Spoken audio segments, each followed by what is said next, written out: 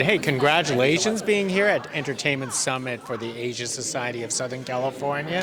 How does it feel tonight? Oh, it's amazing. I'm so thrilled to be here. I'm in endless awe of the things that Asia Society does, and so many of the organizations that they honor as well, the organizations that they help up. I'm just thrilled to be in the room.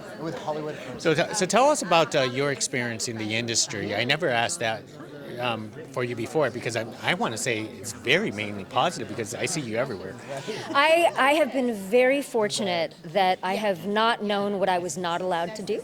So I just got to do a lot of things. I was very fortunate from an early point in my career. I was mostly doing theater, and the directors that I worked with and the creators that I worked with didn't necessarily cast based on looks or culture. They cast based on the person inside and what they could bring out. So I was very lucky to know from an early age that that was possible as an actor.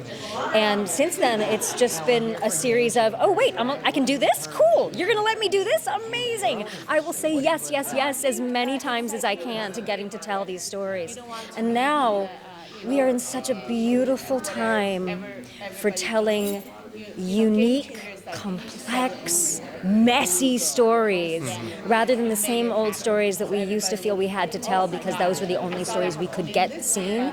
Now there are people behind the camera, there are people in front of the camera, there are executives, there are people all over the place wanting to see those human stories.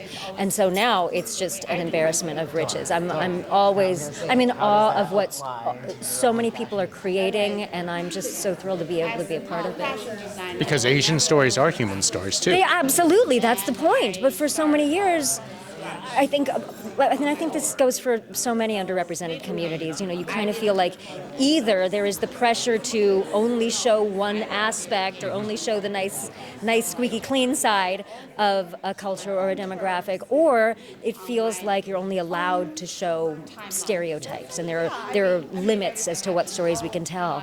But now, the lid is off. I mean, people now are really just saying, forget it. I don't want to tell a story that's purely based on this character being Asian.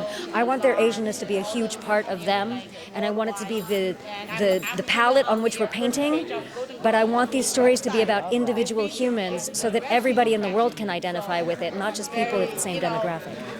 Well said. Can you talk about upcoming future projects? Can you?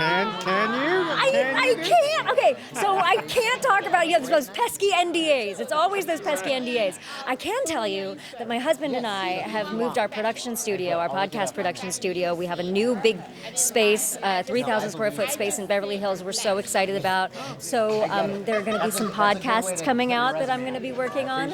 And then everything else, the games, the shows, I can't talk about. But if people keep their eye out, it'll be there. Let's do that. Have fun tonight, all right? Thank you so much. Thank you. Appreciate it.